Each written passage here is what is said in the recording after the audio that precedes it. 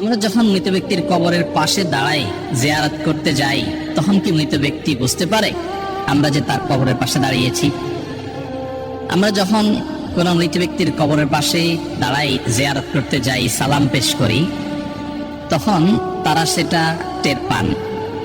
তাদের ধ্বংসাবশেষ মাটির সাথে মিশে গেলেও আল্লাহ রাব্বুল আলামিন বারজাখী জীবন, এটাকে বারজাখী জীবন বলে, মৃত্যু থেকে নিয়ে কিয়ামতের আগ পর্যন্ত যে জীবনটা আছে, এখানে মানুষের শরীর মাটির সাথে মিশে যাক, পানিতে গলে যাক, যেখানে যে অবস্থা থাকুক, সেখানে এক প্রকারের রূহ আল্লাহ তাআলা শুধুমাত্র বিশেষ কিছু জিনিস যেগুলো আল্লাহ তাআলা অনুভব করাতে চান, সেগুলো অনুভব করার ক্ষমতা আল্লাহ তাদেরকে দেন। এর ভিতরে একটা হলো এটা যে কোন ব্যক্তি তার কবর জিয়ারত করতে গেলে, কে আসলো জিয়ারত করতে, সেটাতে টের পান।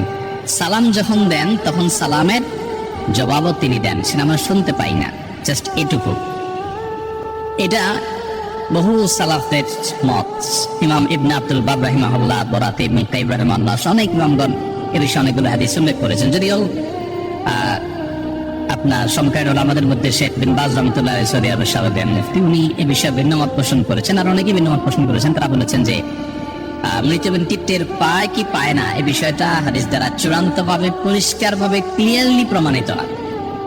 বাট তারা আবার এটাও বলেন নাই যে মৃত ব্যক্তি টের পায় না।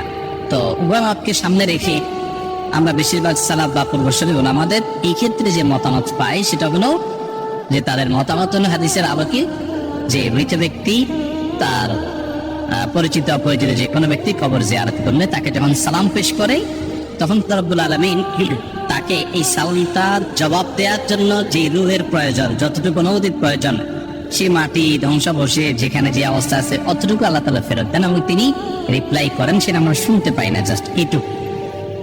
তবে মৃত ব্যক্তি আমাদের সালামের জবাব দিচ্ছেন, তিনি আমাদেরকে জানুক বা না জানুক, আমরা গেলাম কি গেলাম না সেটা টের পেলেন কি পেলেন না, এর চেয়ে বড় বিষয় হলো আমাদের জন্য কবর জিয়ারত করা সুন্নাহ। আমরা দূর থেকে তাদের জন্য দোয়া করলে সেটাও তাদের উপকারে আসবে।